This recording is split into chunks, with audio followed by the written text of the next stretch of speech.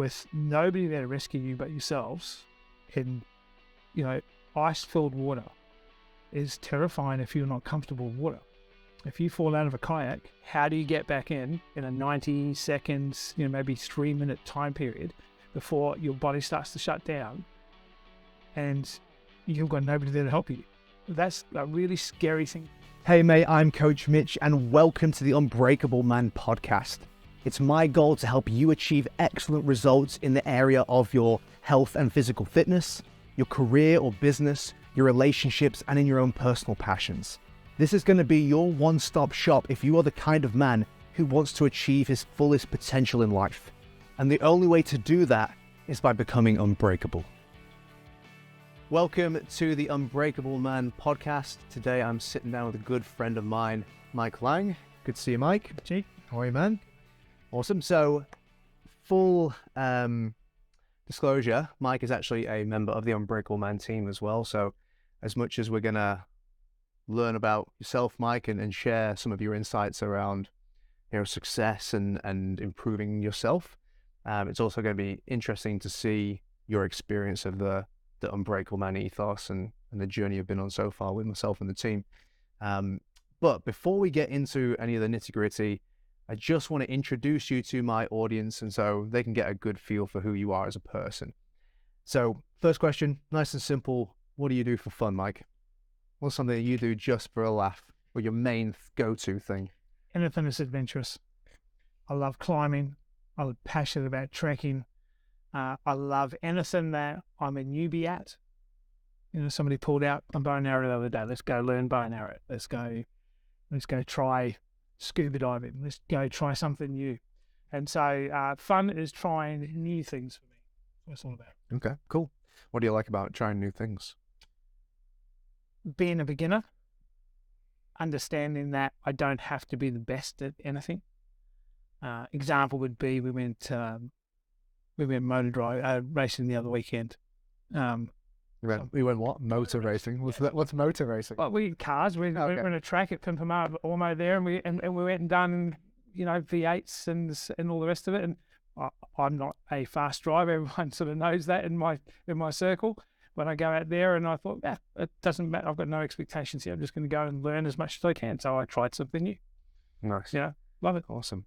That's great because I think most people, after a certain period in their life, are more likely to shy away from trying those new things. We don't want to be the beginner. We've been the beginner for the first 10, 20, 25 years of our life, and then we sort of settle into our role, our lane, whatever you want to call it.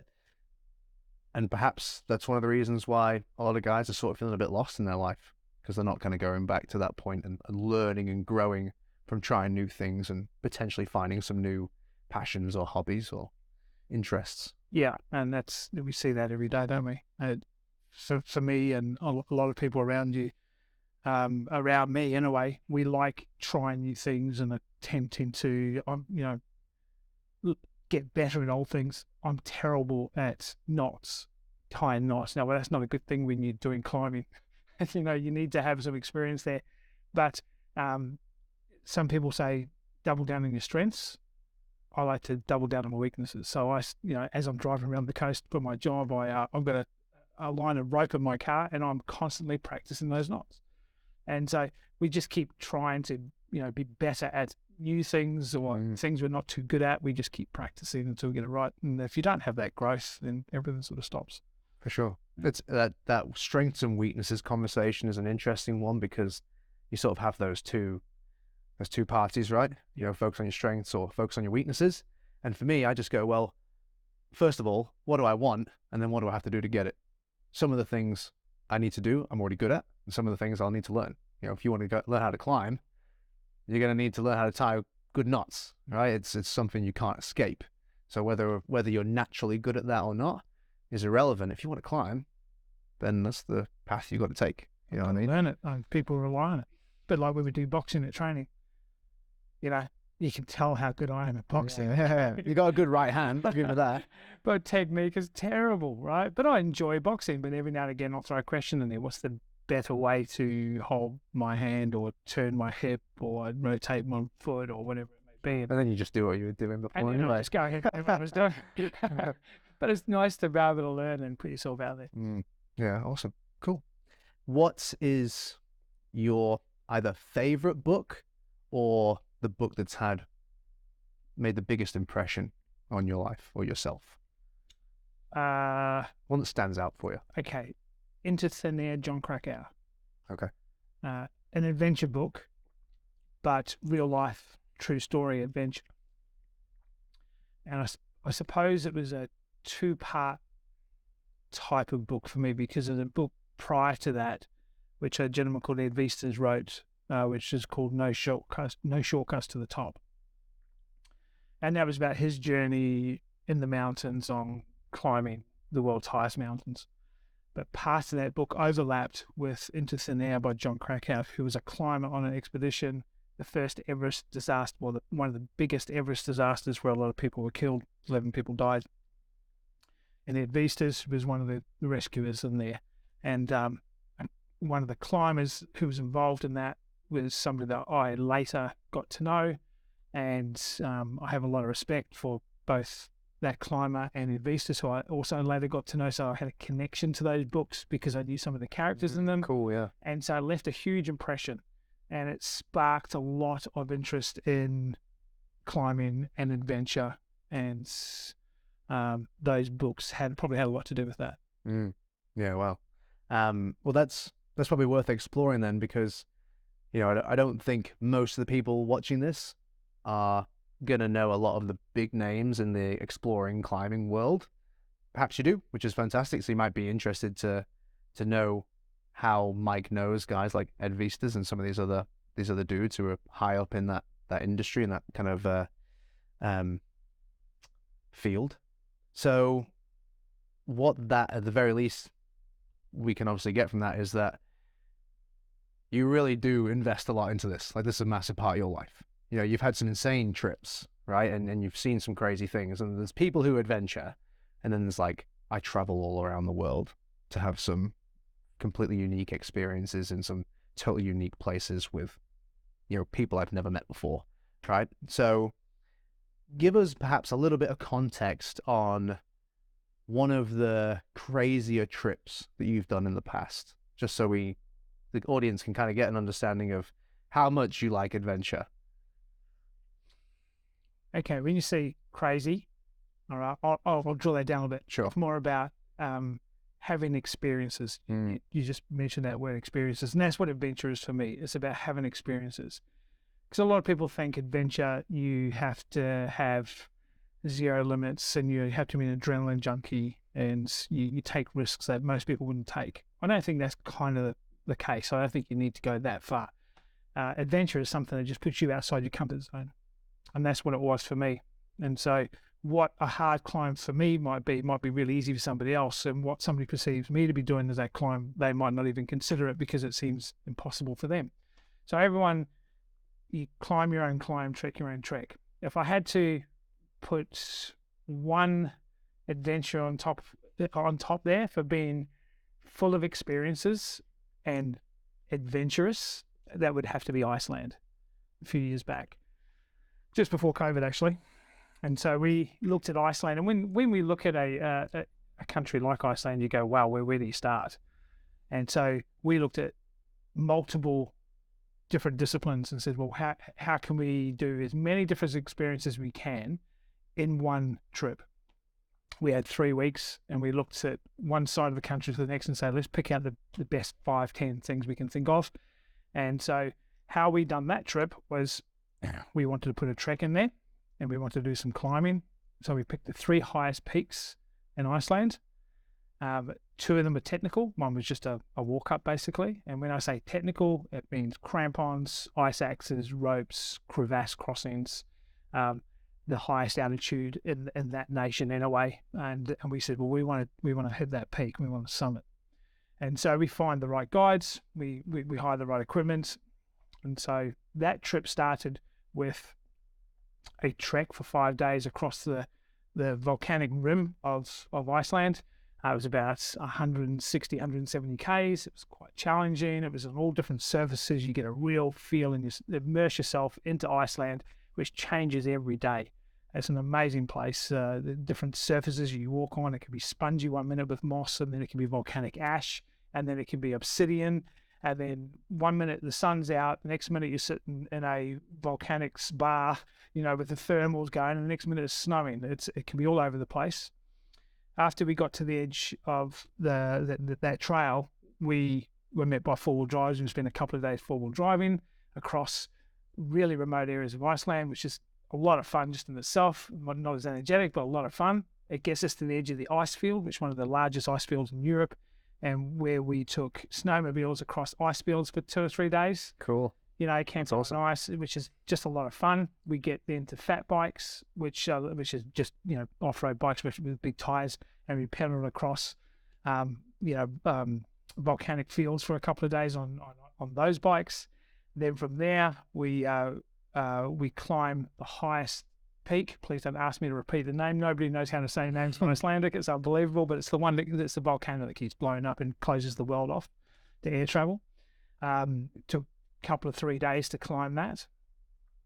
When we get down the other side, there's some amazing diving in Iceland. I'm not a diver, and when I say dive, we're talking scuba, and there's what they call there the tectonic plates basically meet, and there's the Silver Canyon. I think there is another word for it. I can't quite think what it is, but it's a massively deep, about 160 foot deep crevasse right through the middle of part of Iceland, which is filled with ice runoff, and that's actually the tectonic plates between North America and Europe, and it's one of the clearest diving areas in the world. Now, I never tried that before, so that's a great new experience. So we've done that.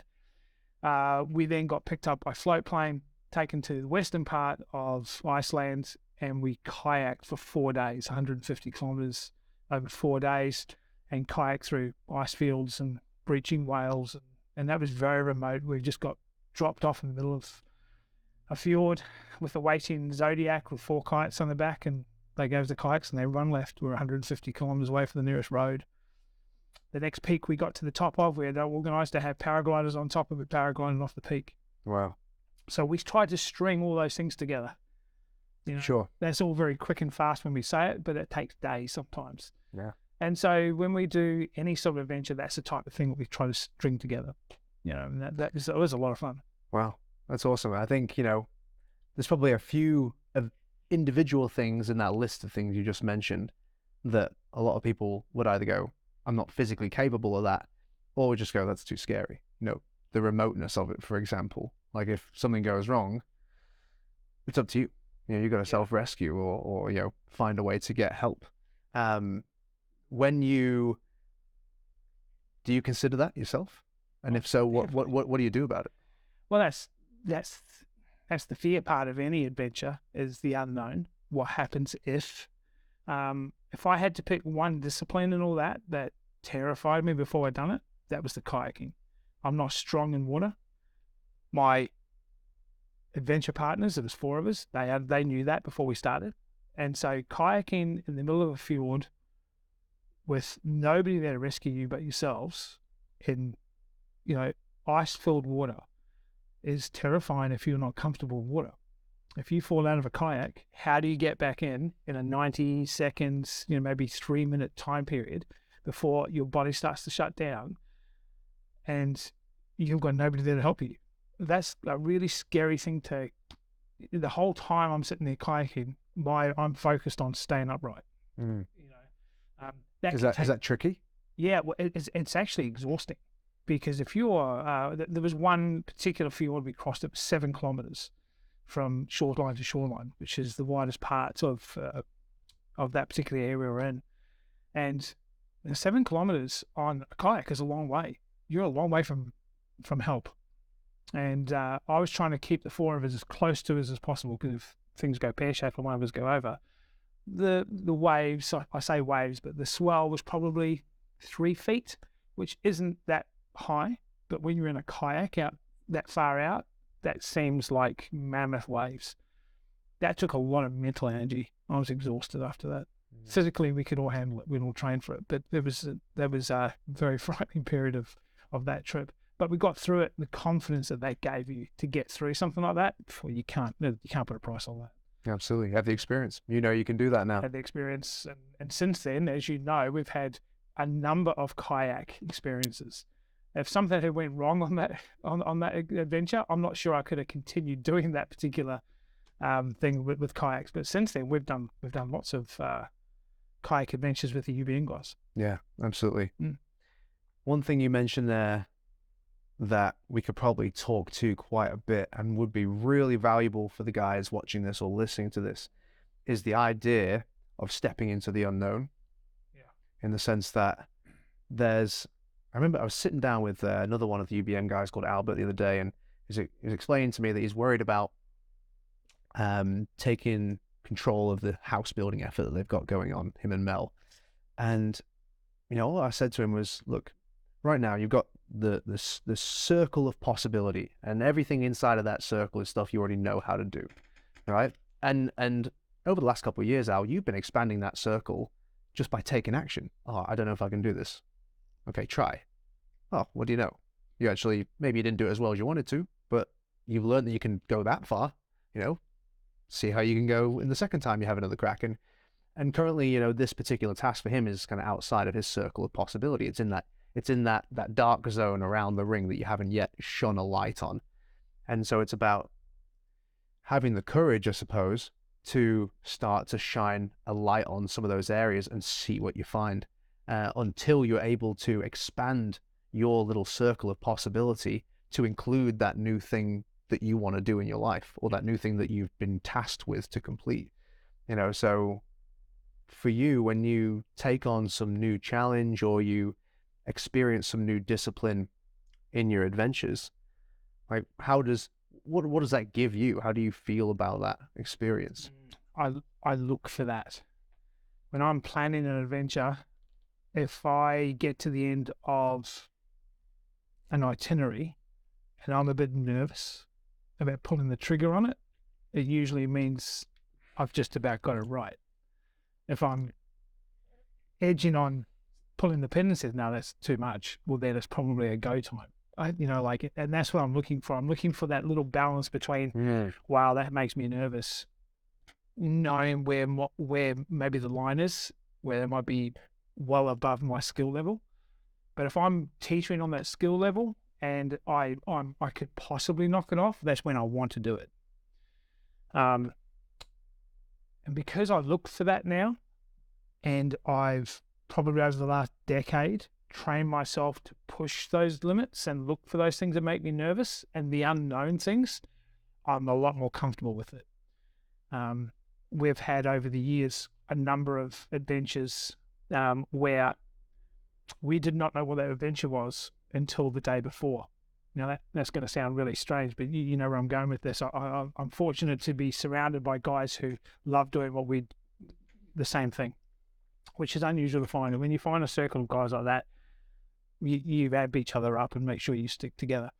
And the number of times we'll take the lead, and I might take the lead and organise an adventure, and they have no idea where we're going. I tell them what to pack, I tell them how to train, and they don't know where they're going until maybe a week before, maybe even sooner than that, maybe a day before. And we've done that in places like Bhutan. The guys I was with didn't know we were going until 3 or 4 days prior to going to Bhutan. Now that's a thrill, but to actually train blindly for something you actually don't know what's going to happen is really hard.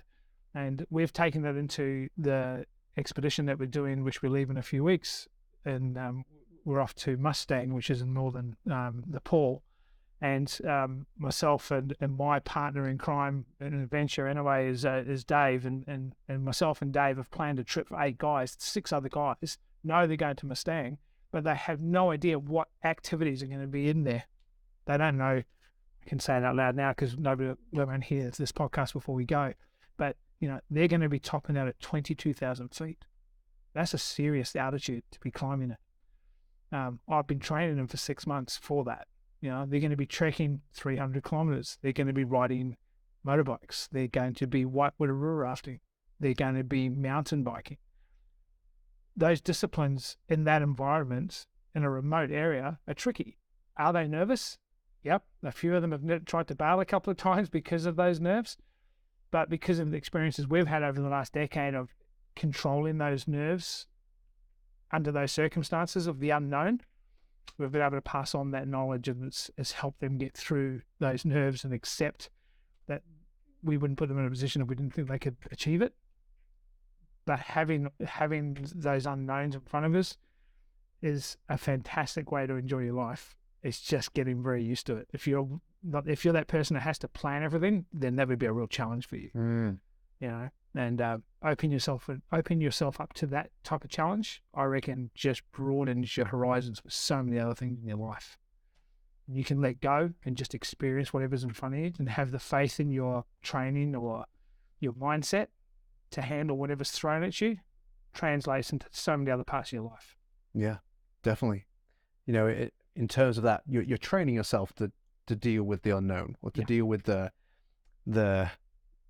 necessity of going headlong into the unknown, because there's so many things in your personal life where you have no idea what the outcome is going to be. However, you might not be happy with the current situation. So it's like, do I either stick with the thing that I know that's making me miserable, or do I find the courage to step outside of that little circle of possibility into that dark space right now, so that I can find something better?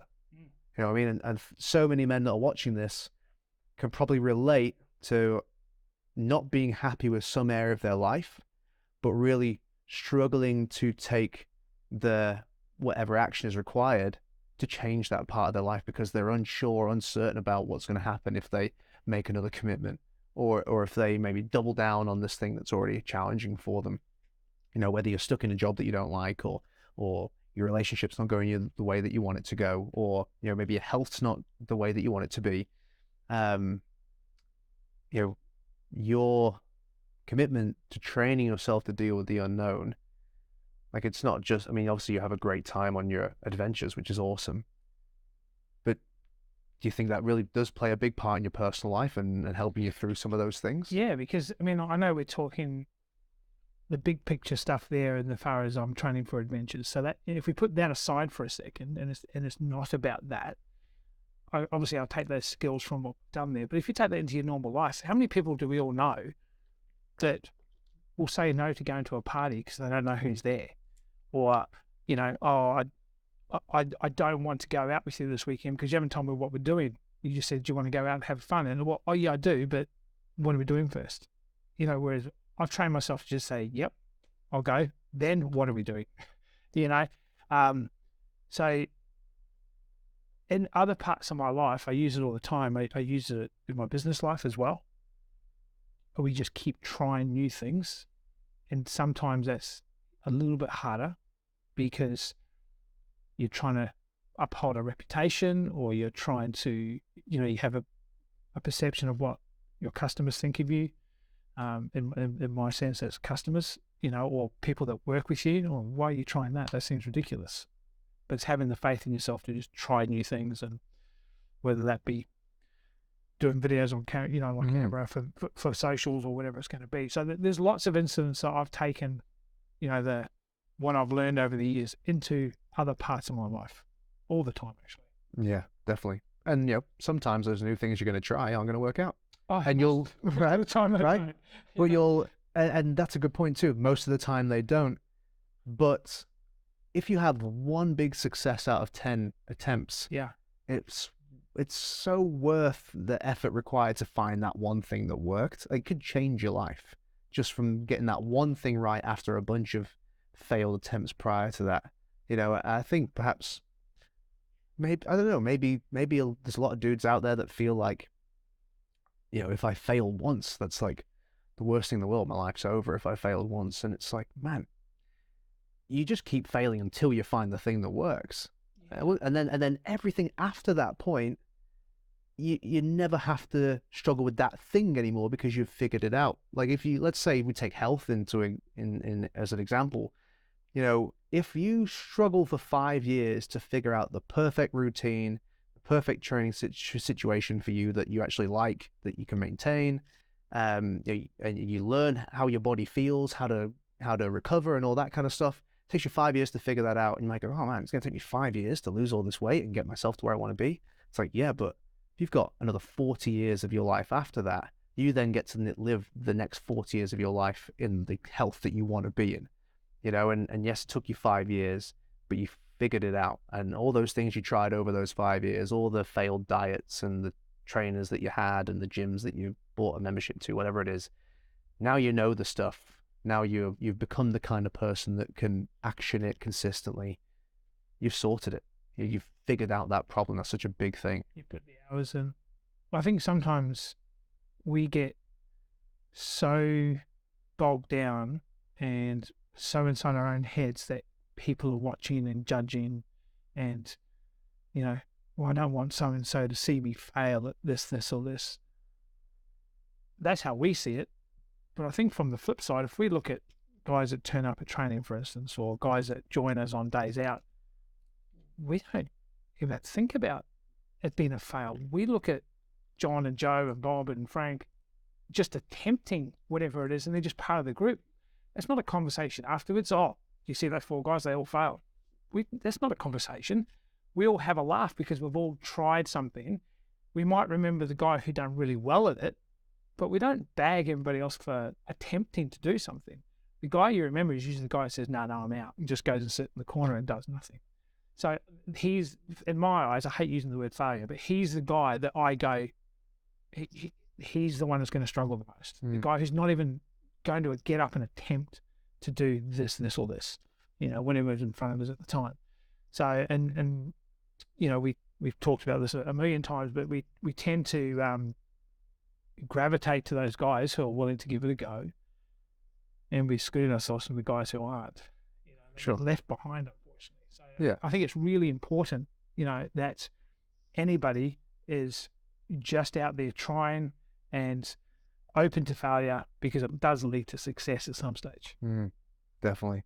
And, you know, going back to the experience that we've had together with our adventures, the dudes I remember the most are the guys who no one would give credit to being able to complete the challenge. You know, like, it's not that special if the 28-year-old fitness trainer does the challenge, but it's pretty awesome when a 50-year-old bloke who's overweight with Parkinson's manages to smash it out. 100%. You know what I mean? Like, that's fantastic. And then without you know, without whinging once or anything like that, like that's cool. Yeah, you put that a lot better. That's what I was getting to. It's just the guys who go outside of themselves to try something and complete. It doesn't have to be special. It doesn't have to be the best time. Just be there and complete. And I think that's amazing when you watch that happen. And we've had, like, unfortunately, over the last nearly 5 years we've been training together, we've seen that so many times, and they are the times that stand out. Yeah. I mean, I probably reflect on the successes of some of those guys as much as I reflect on some of my own successes. You know, because especially as a coach, you know, nobody can come to me and tell me that they can't be better than what they are right now. You can say it, but I know it's not true, because I've seen enough stuff that proves that that's not the case. You know, I've seen too many guys manage to create results with, you know, fairly difficult starting situations for anyone to be able to tell me that they can't be in a better position than what they are if they're not happy with the position that they're in right now. You know, like, anyone can be fitter, anyone can be stronger, anyone can have a successful relationship, anyone can make the personal changes in their life that they need to make to feel happy or to feel, you know, like, fulfilled in what they're doing. It's all about, are you willing to do some of the ugly work required and put yourself in some of those unknown situations to get the result? In every aspect of what you just mentioned there, you know, whether it be fitness or whether you have the skill set, or it all comes down to mindset. It's just that little switch that goes on in your mind that allows you to have the confidence to say yes. And I simplify things a lot just by that little word. I just try to say yes. I don't try to overthink it. I don't try to justify it too much. You know, you can get bogged down in the whys and why nots, and am I good enough, and can I do this? Am I skillful enough at that? Can I keep up? I just put all that aside and I just go, yeah, let's give it a crack and see what happens. Cool. Yeah, and it kind of lights a fire under your ass once you've got a date ahead of you as well, like, oh crap, now I sort of have to meet the standard that I've got for myself, which is what helps you succeed. That's a different thing. That's about setting goals. That's just not about saying yes. Yeah. The opportunity is right in front of you, because that's why as you know, when I do, for instance, the trip I'm just about to go on Mustang, a lot of people, there's two types of people I find. Somebody who announces, I'm going to go and do this, and somebody who says, I've just done this. And they tell you all the things they've just done. I'm one of those guys who like to announce what I'm doing in 3, 6, 12 months and have long-term goals and make it vocal of what I'm doing, because it drives me to, once I've got a date and once I've locked it in, I want people to ask me questions and say, where are you going? What are you doing? And I like talking about it because it keeps me motivated. It keeps me switched on. I think when you don't vocalize things and you just keep it to yourself, it's so easy to just put it aside because nobody knows. There's less accountability. Less accountability. For sure. Nice. You mentioned before about yourself and your adventure partner in crime, Dave, and how you guys have put this particular trip together that you're about to go on, and the other 6 blokes know nothing about it, and some of them have been a bit nervous and trying to back out of it. And you spoke about how over the years you've kind of developed the sort of mindsets and the strategies to help guys overcome those nerves. What are some of those things that you tell some of those dudes who are nervous in an unknown situation? It's different for everyone. I don't think there's one message that you can just say to one to all of them and get them through whatever's holding them back. Like we've just talked about, some people are just scared to say yes. Some people are scared of failure. Some people think they're not good enough. For us, it's probably not about what we say. It's about what we try and do. And so we'll take them out and we'll start with a slow hike. And then we'll ramp it up a little bit, something a little bit harder. Then we'll go to something that's got a bit of a scramble in it. And if they're scared of heights and they haven't told us, that might become evident during that hike. I says, okay, well, we didn't know about that. So now we do. Let's work on that. We're fortunate. We've got a climbing wall that we can train on.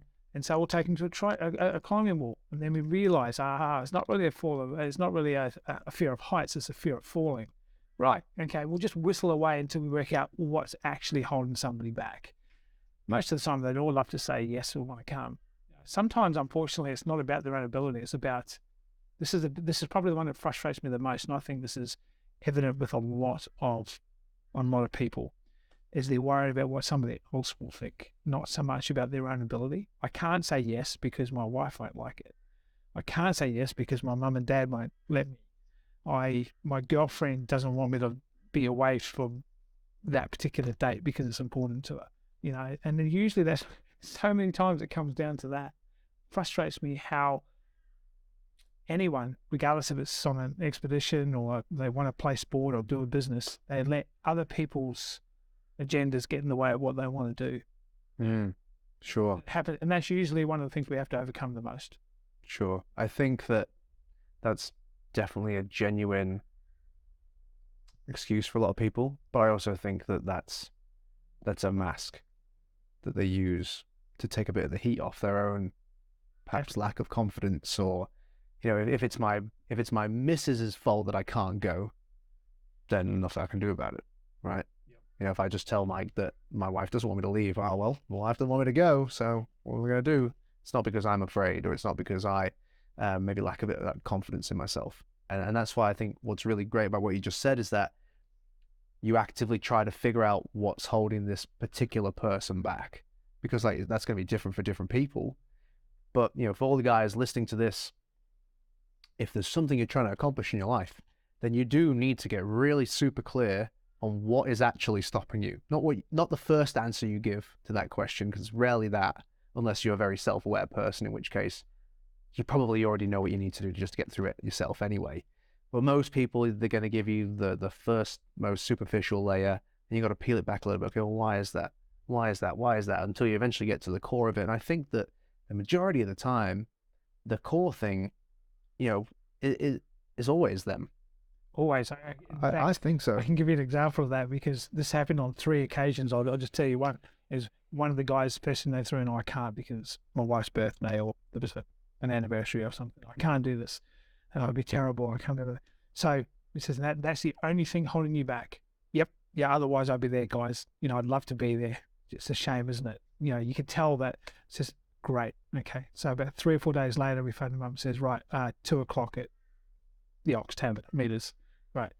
He walks in, his wife's sitting there at the table. I says, okay, pulled you here today because we'd like to have a discussion. We know how important this trip is to you. The wife's sitting there.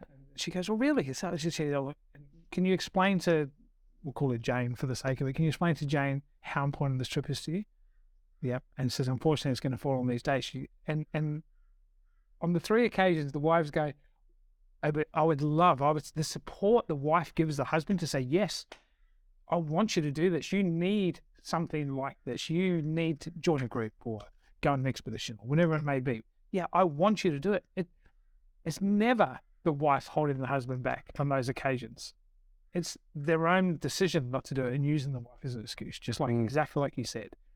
And when you can actually pull those people into to sit down and communicate, usually that excuse is no longer an excuse. They just can't do it. Sure. What it comes down to then is just communication. Yeah, that's right. And look, my biggest issue is not for the guys that I coach and for the guys that are going to listen to this and, I'm going to have conversations with around the stuff they want to improve in their life. It's not that if you just say, look, I'm just not doing it. I just don't want to do it. And at the very least, if you're honest with me about why, then it's like, okay, I can't change your mind, but at least you were honest about it.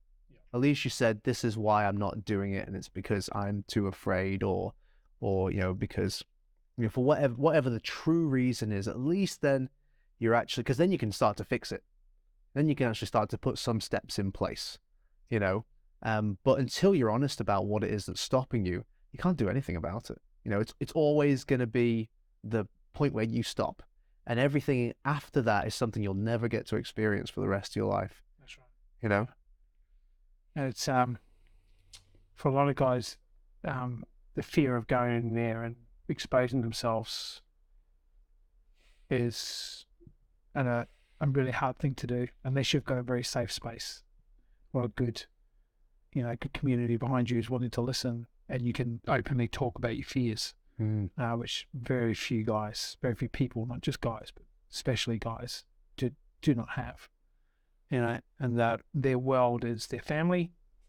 They usually can't tell their wife that, otherwise they wouldn't be in that position to start with. And they don't have a close enough friend who they can say, oh, I'm in trouble here. I really want to do this, but I don't know how to communicate it. Or I've got a fear and I can't get past it. How do I get past it? And that's where UBM comes into action. We've created a safe space where you can talk openly and say, right, well, if I can't get past that, I need some help.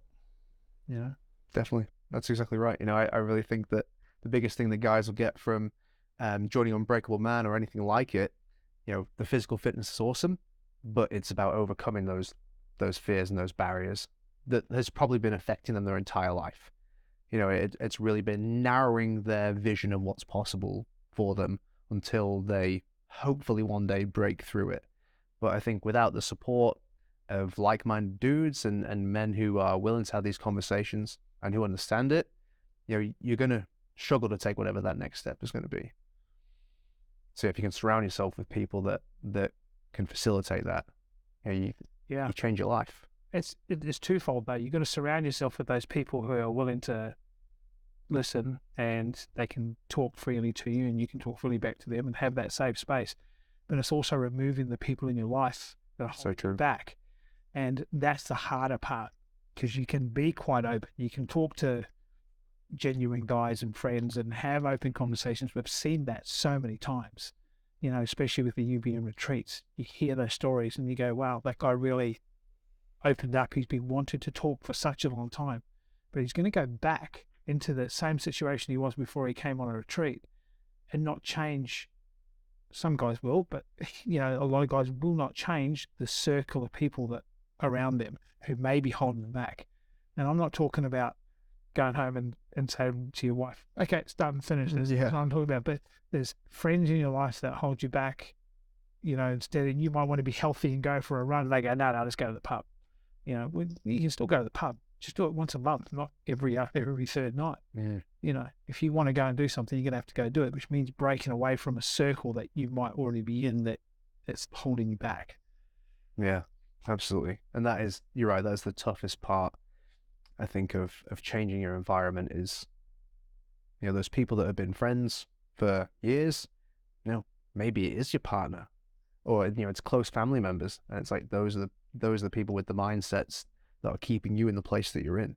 It's incredibly difficult to make that decision, and really takes a lot of courage to admit that, and to take, those steps bit by bit to start to change it. I think that anyone listening to this in that situation, the first thing I would say is start the process of just hanging out with those people that allow you to have those conversations first, because there's no way that you're going to remove the only people you have in your life right now, even if they're not a great influence on you, to then be on your own. We're, as human beings, we want to be part of a tribe. We want to surround ourselves with people that we can be ourselves around as much as possible. But it's when you want to try and change yourself, when you recognize that I want to be a better person, surrounding yourself with those other better people, feeding off that, creating that new tribe that you get to be a part of.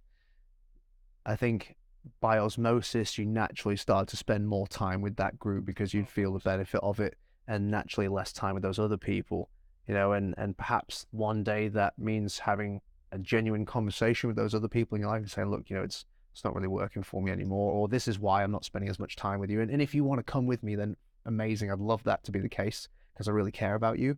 But if I don't go, then I stay here with you, and I'm not going to be happy about that. And obviously it's incredibly difficult to do that. But once again, if you can't lead them, then you've got two options. You either stay in the situation you're in before that wasn't making you happy, or you have to move forwards with your own life. Yeah. It, again, takes a lot of courage, and having that support around you makes a big difference. That's a great point about building that community that you want first before you change too much in your life. It will happen automatically as you start to build that better community, and you're loving whatever that community brings to you, the energy, the positivity, whatever it may be that you're looking for. You automatically move away from the negativity anyway. And all of a sudden, the guy that you've been hanging around that isn't a good influence on you will be picking up the phone and going, where are you, mate? I haven't seen you in weeks. And it'll just happen.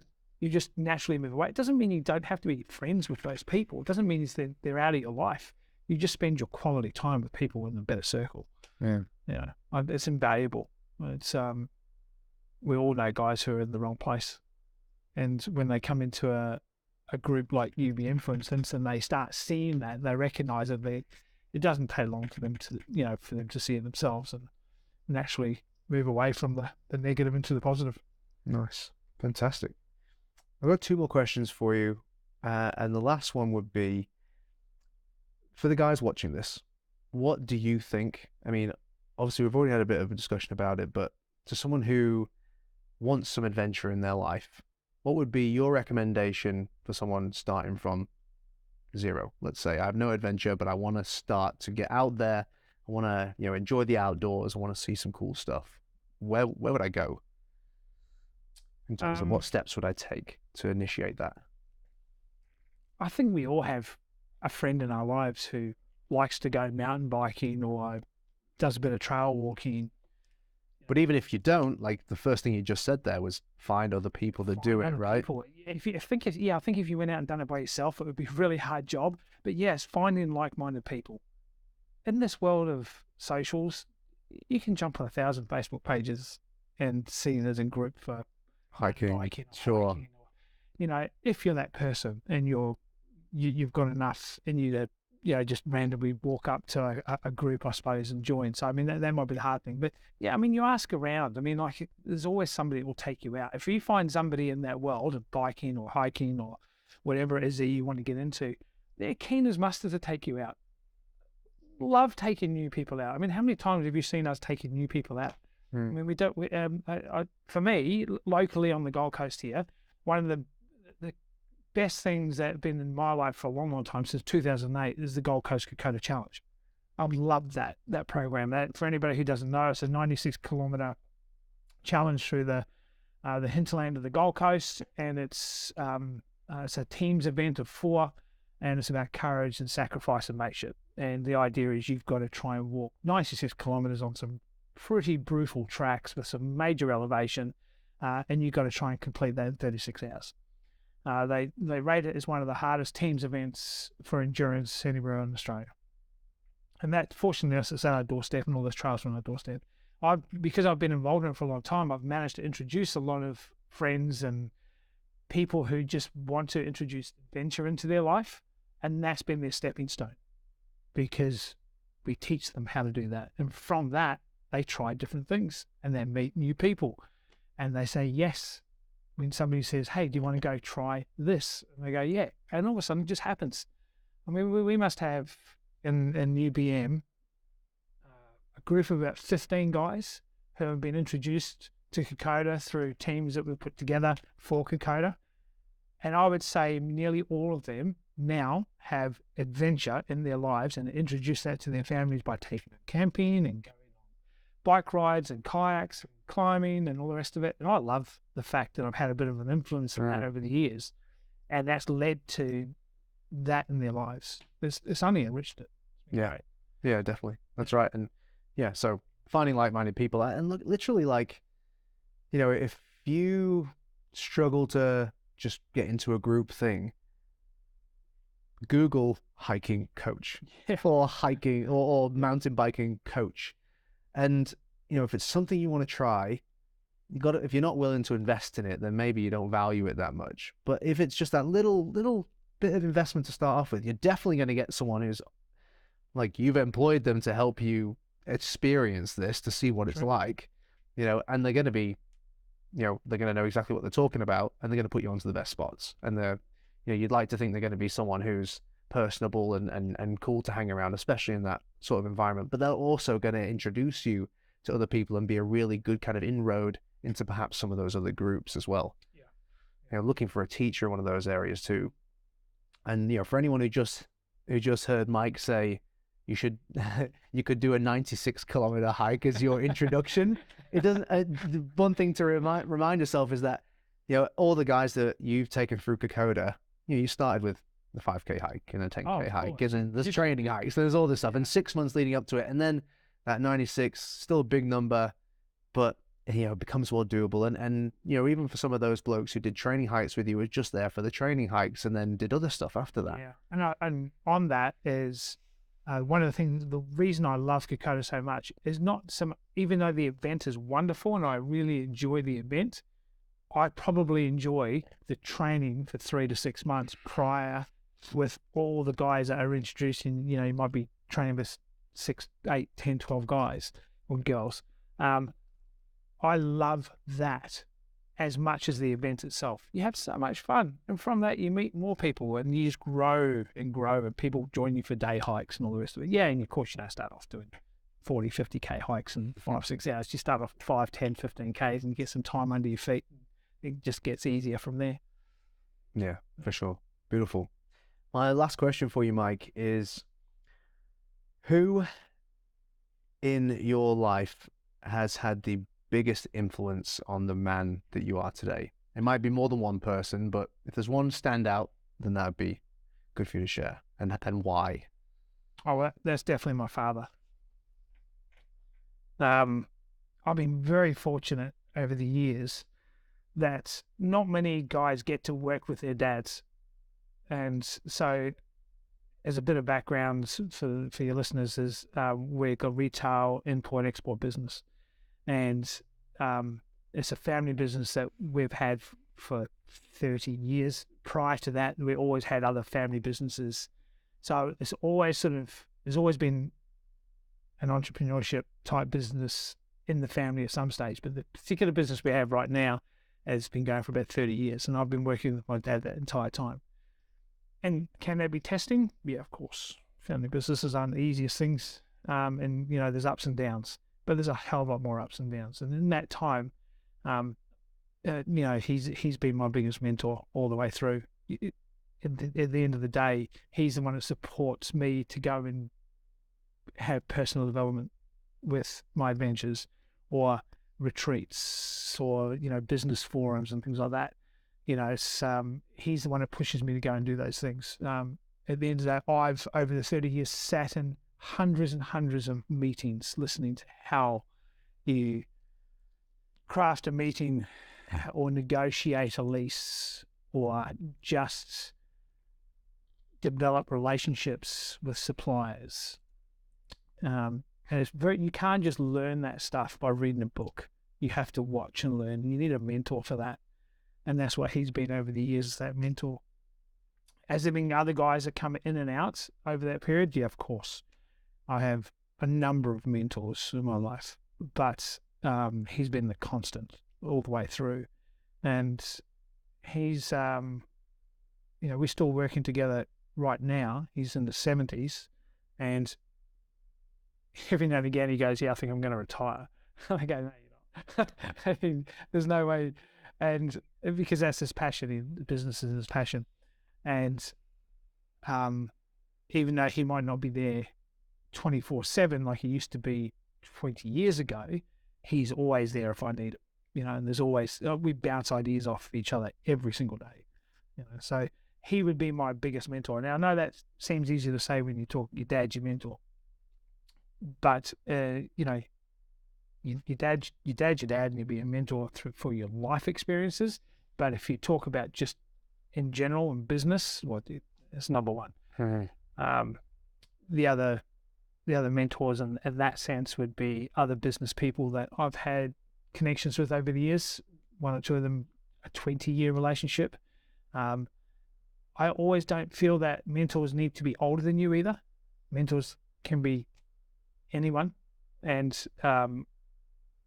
one of my best mates is, he's 5 years younger than me, but known him for 25 years, and I've learned a hell of a lot from him over the years. He's just a smarter cookie than me. He just understands things that I don't understand. He pulls things apart, and he doesn't mind if I ask questions.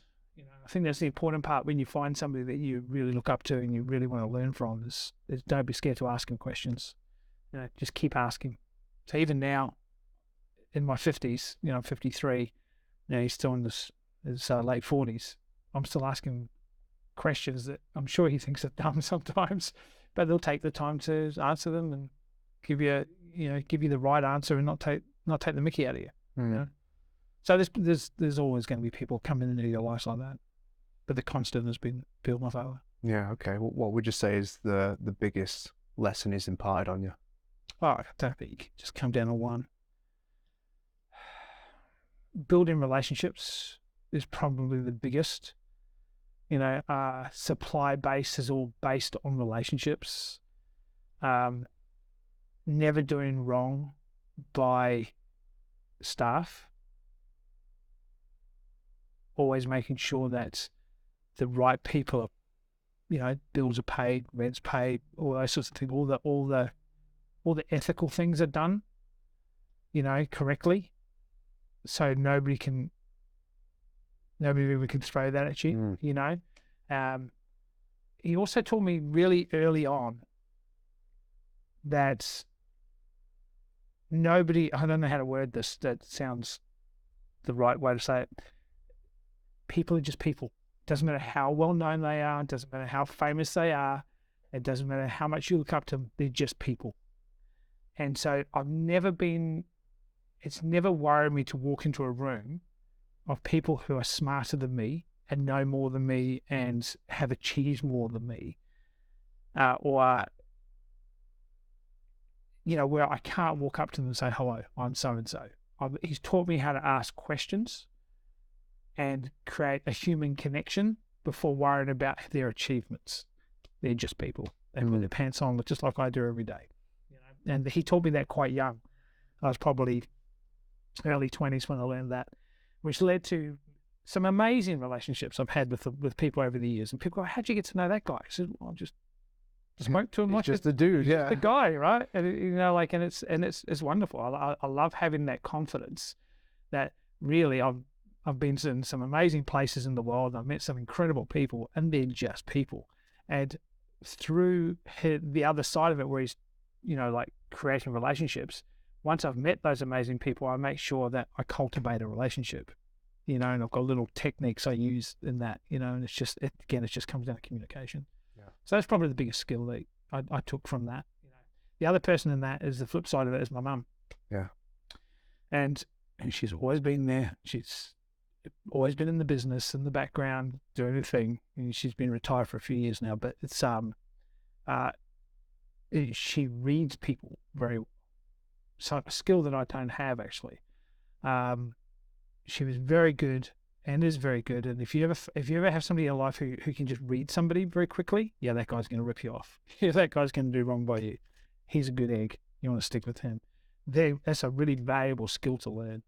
And I've never really been good at it because I tend to trust everybody until they do wrong by you. Sure. You know, which I quite like.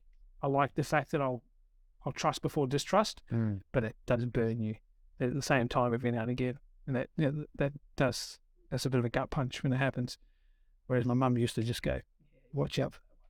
Cool. And, you know, that would come up so many times. So even now, I'll say to Mum, what do you think of that person? Yeah, no. Okay.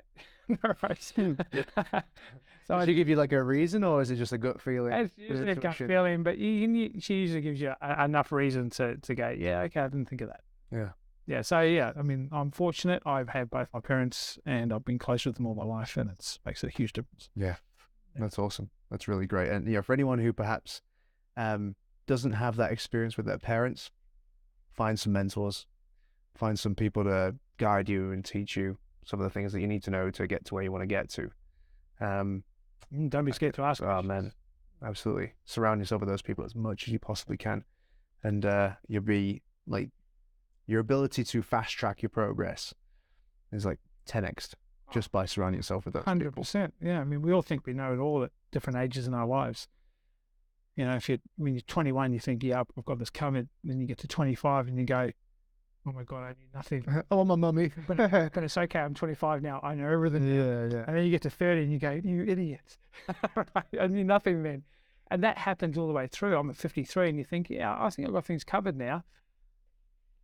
And I know when I get to 58, 63, pick a number, I'm going to go, oh, you're an idiot. I knew nothing back then. You know, there's always room to grow. There's always new things that you have to learn. There's always new techniques. And that doesn't have to come from somebody older than you. It can come from somebody younger.